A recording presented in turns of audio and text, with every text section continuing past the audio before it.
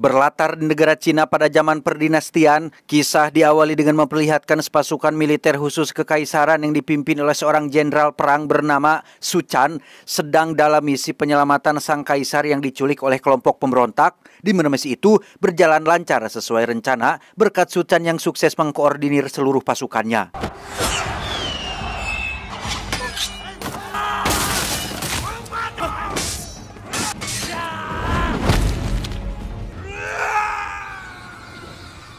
Sebagai bentuk rasa terima kasih atas jasa Su Chan yang berhasil menyelamatkannya, Kaisar pun berniat menjadikan Su Chan sebagai gubernur di wilayah Provinsi Jawa Barat. Namun karena tugasnya dianggap terlalu berat dan lagian Su Chan tidak terlalu suka dunia perpolitikan, ia pun langsung menolaknya dengan alasan ingin hidup bebas sebagai rakyat biasa. Kalah!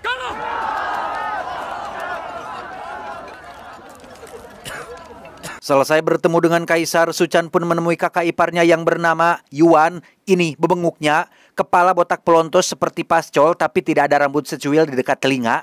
Persis seperti Su Chan, Yuan ini sangat jago dalam hal pergelutan, namun memang dikenal dengan sifatnya yang temperamental. Alih-alih mengambil jabatan sebagai gubernur yang dihormati banyak orang, Su Chan memberikan kesempatan itu kepada Yuan kakak iparnya. Selain menganggap Yuan lebih cocok dengan jabatan itu, Su Chan juga memiliki maksud baik ingin hidup biasa saja bersama istrinya alias adiknya si Yuan dengan membangun perguruan seni bela diri bernama Wushu untuk memberikan manfaat kepada banyak orang.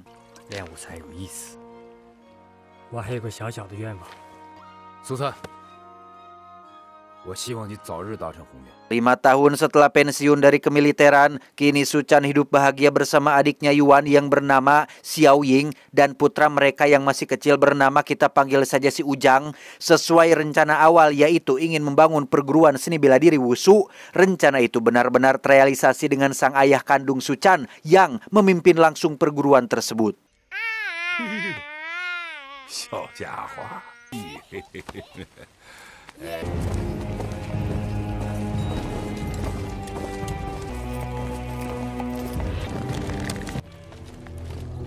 Tepat saat Su Chan sedang menerima banyak murid baru di padepokan, muncullah Yuan yang datang ke rumahnya untuk menemui sang adik yaitu Xiao Ying dan keponakannya, termasuk si ayah yang awalnya tampak terkejut tapi akhirnya senang. Saat ini Yuan sudah menjadi seorang gubernur, kulitnya tampak putih pucat berbeda dengan 5 tahun yang lalu, entah karena kekurangan darah atau keseringan suntik putih dan minum kolagen.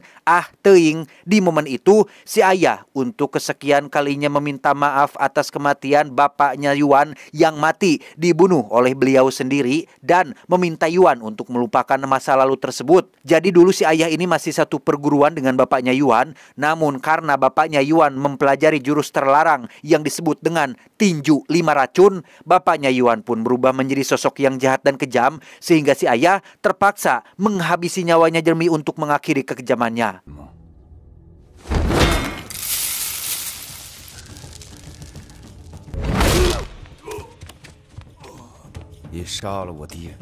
Dan bukannya belajar dari pengalaman bapaknya sendiri, Yuan si Boloho ini malah mengaku sudah menyempurnakan jurus 5 racun tersebut. Rupanya selama ini Yuan masih menyimpan dendam atas apa yang si ayah lakukan kepada bapaknya sehingga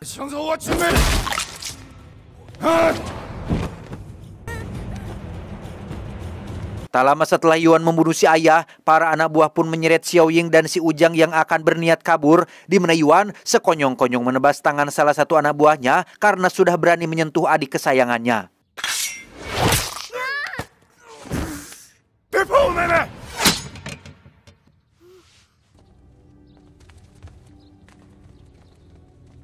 Tak berapa lama, Su Chan akhirnya pulang ke rumah dan menemukan semua saudaranya tewas termasuk ayah kandung yang disayanginya, di mana 2 pendekar kembar utusan Yuan pun langsung menyerangnya hingga terjadilah pertarungan seperti berikut ini.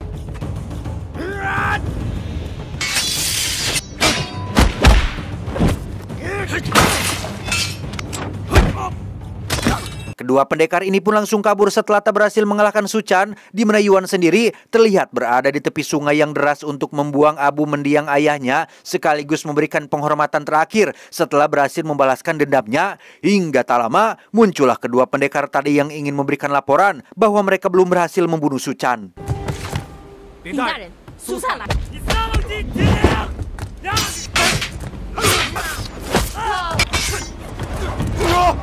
Menyadari semua anak buahnya takkan mampu mengalahkan Su Chan, Yuan pun turun tangan dengan melakukan duel langsung dengan Su Chan, di mana mereka melakukan pertarungan bela diri tingkat tinggi sampai akhirnya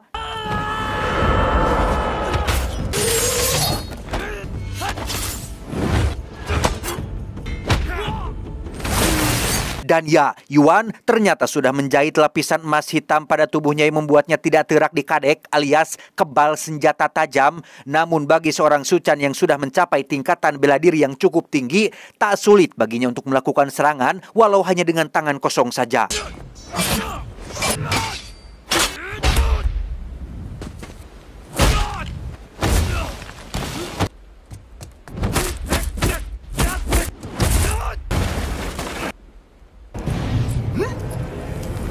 Dan inilah jurus tinju 5 racun yang sangat terlarang. Barang siapa terkena serangan ataupun sedikit sentuhan tangannya, maka tubuh orang tersebut akan langsung terkena racun yang sangat mematikan sehingga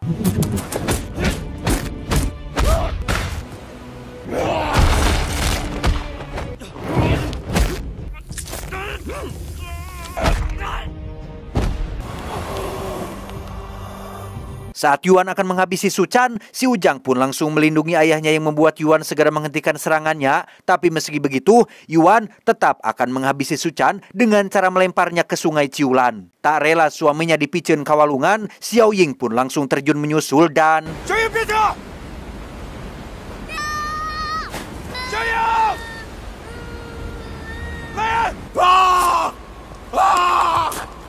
beruntung mereka berdua masih di tang tayungan, Su Chan dan Xiao Ying pun berhasil selamat setelah nyangsang di kayu yang ada di pinggiran.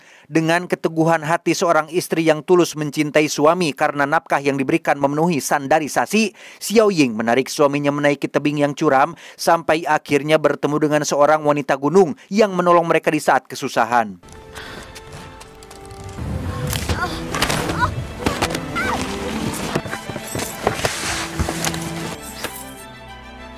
Dia bernama, kita panggil saja si wanita gunung, seorang tabib sekaligus survivor yang sudah lama hidup menyendiri. Dengan teknik akupuntur yang ia kuasai, si wanita gunung pun mengobati Su Chan dengan jarum kecosnya, bahkan berhasil mengeluarkan separuh racun yang ada di dalam tubuhnya.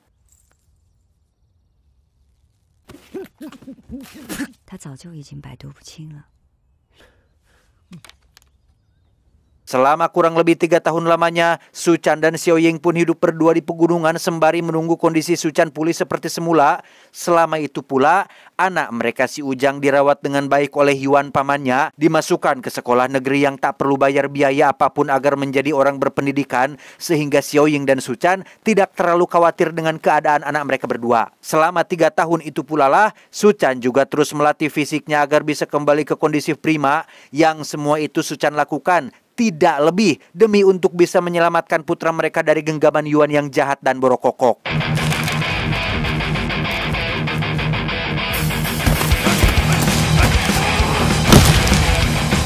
Sementara itu, kita akan melihat Yuan yang masih terus melatih jurus tinju 5 racunnya.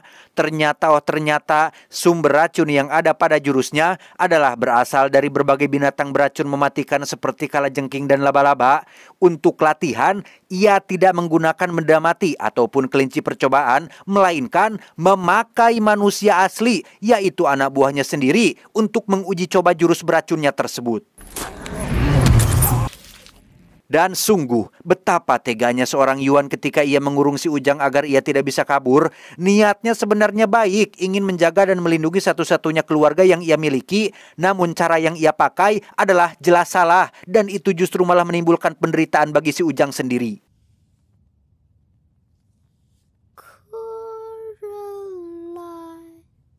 Suatu hari saat Su Chan sedang berlatih sangat keras, ia tak sengaja bertemu dengan 2 pendekar sakti mandraguna yang menguasai jurus meringankan tubuh, sehingga Su Chan yang tertarik pun langsung mengejar mereka berdua dan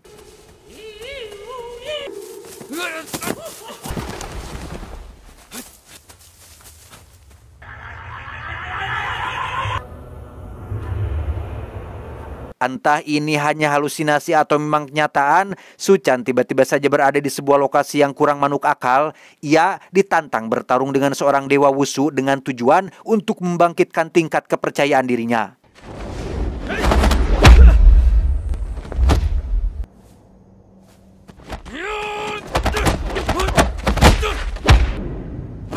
Pulang-pulang, Su Chan sudah dalam kondisi babak belur. Ia pun menceritakan pertemuannya dengan dua pendekar sakti di sebuah tempat yang aneh, dan Xiao Ying pun percaya dengan ucapan sang suami setelah melihat kondisi badannya yang penuh luka-luka.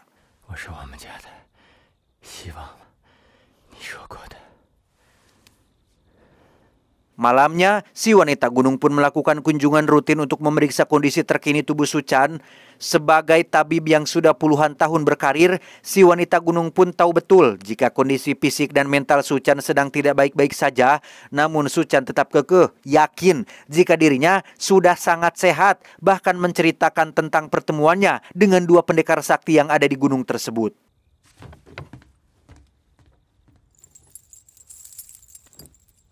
Tepat setelah Su Chan pergi ke kamar, si wanita gunung pun berbicara empat mata dengan Xiao Ying untuk memberitahunya tentang kondisi mental Su Chan yang mungkin sudah sangat parah. Selain detak jantungnya tidak beraturan, si wanita gunung pun memberitahu bahwa di gunung ini tidak ada siapa-siapa kecuali mereka bertiga, sehingga bisa dipastikan jika apa yang Su Chan percayai tidak lebih dari hanya ilusi yang ada di dalam kepalanya saja.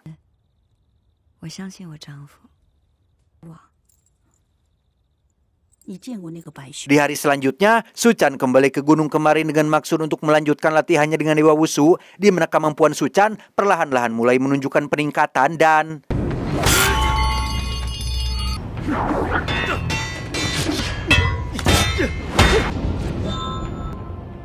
kepikiran dengan ucapan si wanita gunung, Xiao Ying pun nekat menyusul suaminya di tempat ia biasa latihan. Oh, benar ternyata Ying akhirnya jadi tahu bahwa suaminya memang benar-benar sudah kehilangan akal sehatnya alias gelo. Penyebab kenapa setiap pulang ke rumah tubuhnya selalu babak belur bukan karena latihan dengan Dewa Wushu, melainkan berlatih dengan dirinya sendiri dan menyakiti tubuhnya sendiri.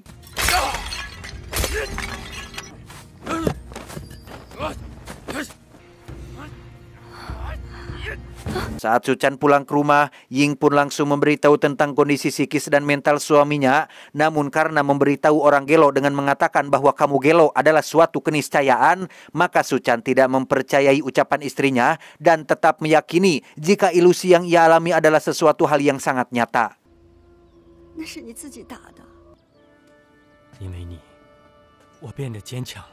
Keesokannya, Su Chan kembali berlatih dengan Dewa Wushu yang sebenarnya hanya ada di dalam pikirannya saja. Yang perlu digarisbawahi adalah ilusi yang Su Chan alami saat ini bukanlah sesuatu yang muncul akibat stres ataupun depresi, melainkan muncul dari alam bawah sadarnya sebagai bentuk motivasi agar menumbuhkan kembali tingkat kepercayaan diri yang tinggi.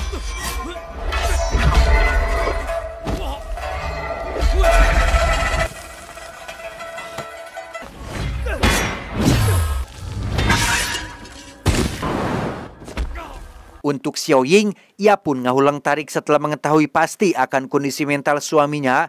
Alih-alih berharap besar kepada Su Chan untuk menyelamatkan putra mereka, Xiao Ying menjadi pesimis akan keluarga mereka yang akan berkumpul kembali. Sehingga daripada mengandalkan suaminya yang terus-terusan jadi ODGJ, Xiao Ying pun memutuskan untuk pergi ke kota sendirian demi untuk menyelamatkan putra mereka dari genggaman Yuan kakaknya. Su Chan sendiri terlihat masih sedang berlatih dengan Dewa Wushu yang setelah berkali-kali kalah, ia akhirnya berhasil memenangkan pertarungan dengan satu bogeman yang membuat Dewa Wushu terpental, lulus menguasai semua jurusnya. Kini Su Chan akan menghadapi pendekar kedua, yaitu Dewa Mabuk, dan inilah yang terjadi. Ya, melihat pukulannya ngeplos terhadap Dewa Mabuk, Su Chan pun akhirnya percaya dengan ucapan istrinya terkait semua ini yang hanya ilusi semata. Tak ingin terus terjebak dalam pikirannya dan membuat sang istri kecewa, Su Chan pun langsung menghentikan ilusinya dan memutuskan kembali ke real life yang sesungguhnya. Terlambat bagi Su Chan untuk menyadari permintaan sang istri. Xiao Ying sudah keburu pergi dengan meninggalkan sebuah pesan yang berbunyi, Kang, bukannya aku tidak sayang padamu, tapi aku tidak bisa lagi mengandalkanmu. Demi keluarga kita berkumpul lagi, aku akan pergi menyelamatkan putra kita sendirian. Doakan aku dan jangan lupa angkat jemuran yang tadi pagi. 你的小鹰。 Singkat cerita, sampailah Ying di kediaman sang bapak gubernur Yuan alias kakak kandungnya sendiri. Sempat menangis terharu ketika bertemu dengan putranya setelah 3 tahun berpisah. Kebahagiaan mereka pun langsung berakhir saat Yuan muncul dan memeluk keduanya, yang dengan bermodalkan kayu kecil tajam yang ia bawa dari dalam hutan, Xiao Ying pun bermaksud membunuh kakaknya sendiri, tetapi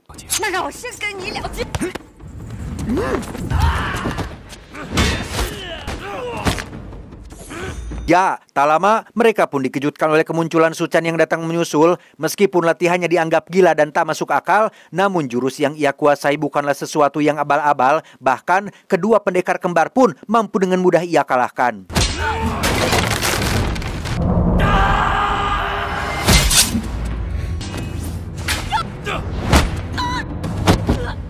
Menyadari Su Chan tidak akan berhenti, Yuan pun buru-buru menyuruh anak buahnya untuk membawa Ying pergi ke hutan. Mereka mengubur Ying di dalam sebuah kotak dengan titik lokasi yang tidak diketahui oleh siapapun. Yuan sengaja melakukan hal itu demi untuk membuat Su Chan menderita. Daripada membiarkan Su Chan hidup bahagia dengan Ying adiknya, Yuan lebih rela jika sang adik mati tanpa bisa berkumpul lagi dengan keluarganya. Sampai segitunya loh. Selesai mengubur Ying, dua penjaga pun kembali ke istana untuk melaporkan tugas mereka, di mana Yuan kembali menunjukkan kekejamannya dengan menghabisi kedua anak buahnya sendiri demi untuk tetap menyembunyikan titik lokasi yang dikuburkan.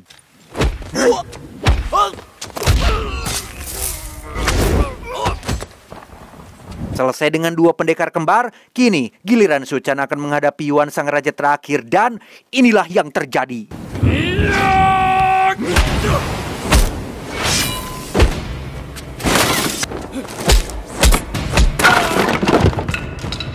Berlokasi di ruang bawah tanah, gaya bertarung Su Chan sangat jauh berbeda dengan 3 tahun yang lalu. Meski Yuan tidak bisa dilukai, tapi kekuatan dan kegesitan berhasil Su Chan ungguli. Yang hal itu terbukti ketika Su Chan berhasil membanting Yuan berkali-kali.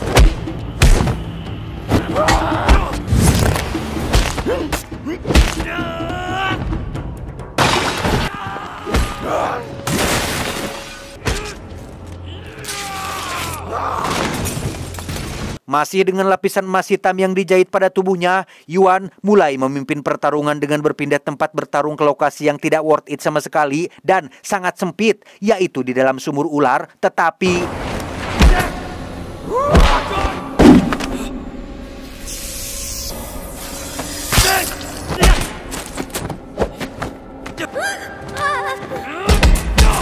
keluar dari sumur ular, Su Chan berhasil membalikkan keadaan dengan cara meningkatkan kecepatan pukulannya, bahkan berhasil merobek sebagian lapisan emas hitam yang menempel pada tubuh Yuan.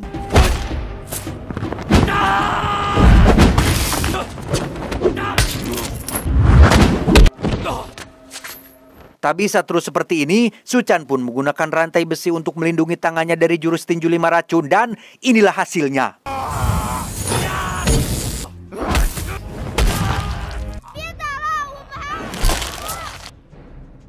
Saat Su Chan akan menghabisi Yuan, si Ujang sempat mencegah sang ayah melakukannya, tetapi Su Chan yang sudah dikuasai amarah pun tetap membunuhnya sampai akhirnya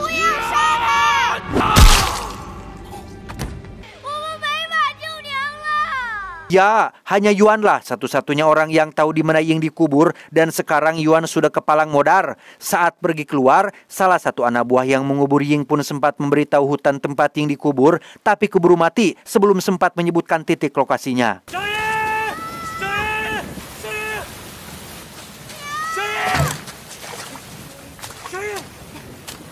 Terlambat sudah, saat Su Chan dan putranya masih melakukan penggalian, Ying sudah keburu maut akibat kehabisan oksigen, sehingga rasa penyesalan ini akan menghantui Su Chan selamanya, dan tak ada yang bisa ia lakukan dengan hal itu.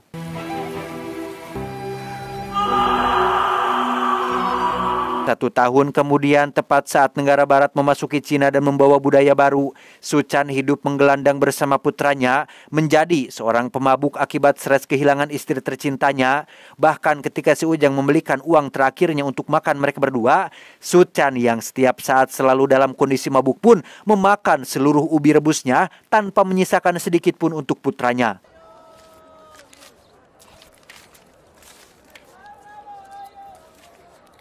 Saat terjadi keributan di sebuah warung, muncullah orang pemerintahan yang cukup terpandang bernama, kita panggil saja Samsul.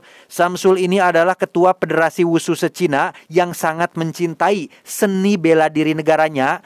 Ia sempat terlibat perdebatan dengan orang barat yang selalu mengejek seni bela diri Wushu akibat selalu kalah dalam pertandingan di arena.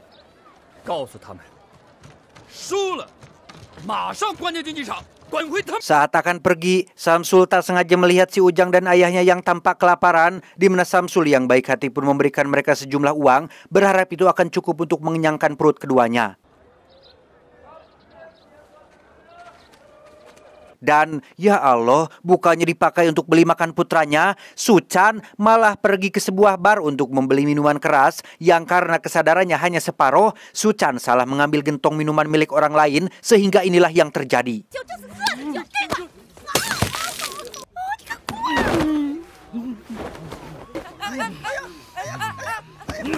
Saat terjadi ribut-ribut, alam bawah sadarnya kembali aktif dan memunculkan sosok Dewa Wushu dalam penampilan yang baru. Kini ia berubah menjadi Dewa Mabuk dan sempat mengajari beberapa gerakan yang disebut dengan jurus Dewa Mabuk yang sampai hari ini dikenal oleh semua orang.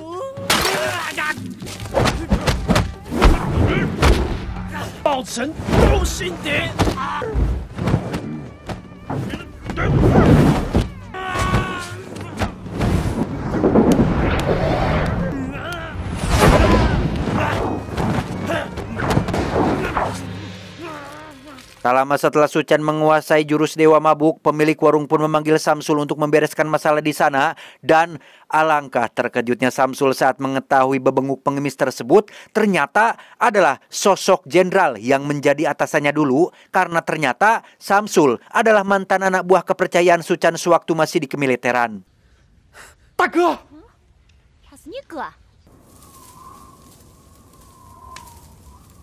Di sebuah gubuk, Samsul pun menceritakan tentang kondisi dunia bela diri yang sedang kacau balau. Orang-orang dari negara barat banyak membunuhi para pendekar di sebuah pertandingan di dalam arena. Besok siang, Samsul akan turun langsung ke lapangan dengan menjadi salah satu peserta demi untuk menunjukkan kehebatan bela diri Cina di mata dunia. Samsul hanya berharap agar Su Chan berhenti minum supaya bisa merawat putranya dengan baik. Namun ia malah menitipkan si Ujang kepada Samsul karena sudah tidak layak untuk merawat seorang anak.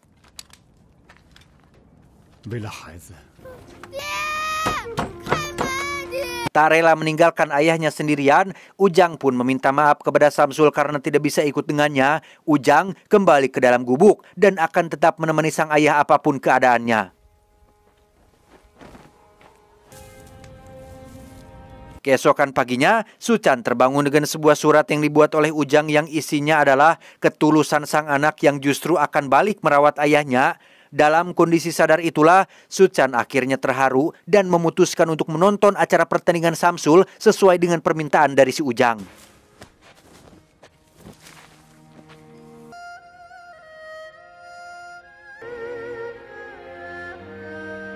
Bertempat di sebuah arena pertandingan yang diselenggarakan oleh orang-orang barat, Samsul pun terlihat sangat senang melihat Su Chan hadir di sana untuk menontonnya.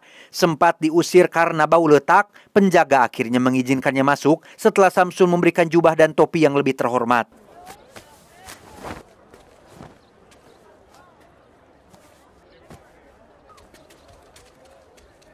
Saat Samsul sedang bersiap-siap, kita akan melihat seorang petarung barat yang baru saja membunuh salah satu ahli bela diri Cina tanpa batas aturan tertentu, di mana Su Chan justru memanfaatkan kesempatan tersebut untuk menikmati minuman keras yang disediakan secara gratis, sembari menonton Samsul yang sebentar lagi akan bertarung.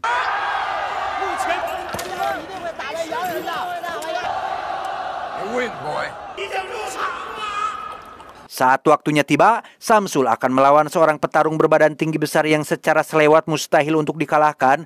Namun dengan basic wushu selama di kemiliteran yang sudah diasah kembali selama bertahun-tahun, Samsul tetap dengan kepercayaan dirinya yang tinggi dan inilah yang terjadi.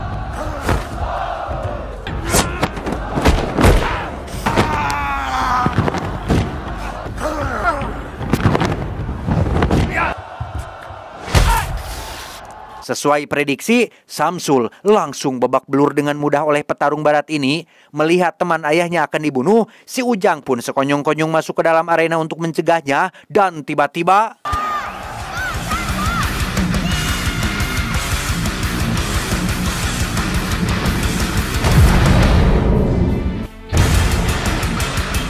ya, hanya dengan satu kali pukulan di kepala bagian samping, si petarung barat langsung tumbang saat itu juga. Di mana saat Su Chan akan keluar dari arena, muncullah petarung lain yang mencegahnya untuk pergi, sehingga...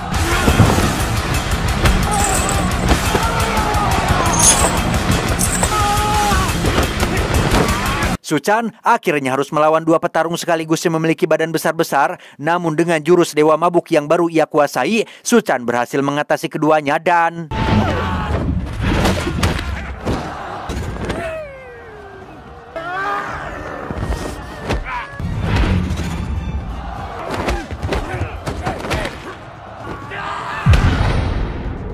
Melihat ini sebagai hiburan yang menarik, panitia pun mengerahkan seluruh petarung barat yang ia miliki, yang meski Su Chan cukup hebat dalam pertarungan, namun jika terus-terusan dikeroyok tanpa henti, ia pun merasa kelelahan juga, dan inilah yang terjadi.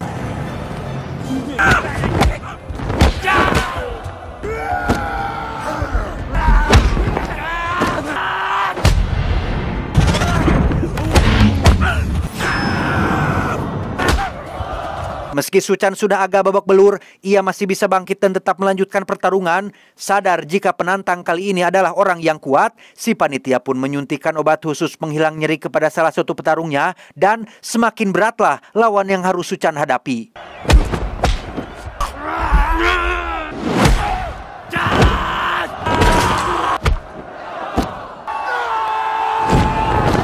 Di sisa-sisa terakhir tenaganya, Su Chan melihat wajah Ujang yang menangis minta pertarungan dihentikan. Tak ingin membuat putranya kecewa lagi, Su Chan pun mengerahkan seluruh kekuatannya dan berhasil menumbangkan si petarung sampai pertandingan selesai.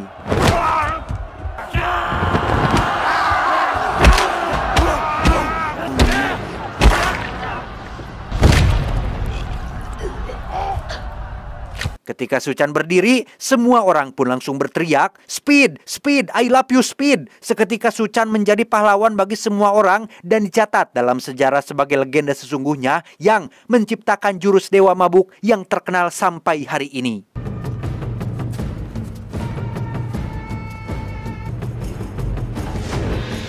Tamat, ending yang cukup mengamerkan.